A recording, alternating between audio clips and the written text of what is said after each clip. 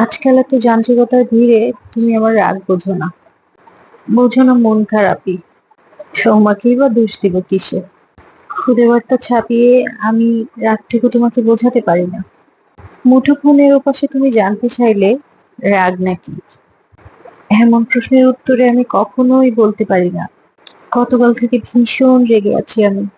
রাগ ভাঙাও, নইলে কথা কব না। বলতে পারি না বলেই তাই ছোট করে বলে ফেলি। না, রেগে নেই। আর তুমিও তাই মেনে নাও এক শব্দেই। ফোনের এপাশে কত জল গড়ালো চোখে, তা কোনো কালেই তোমায় জানাবো না আমি।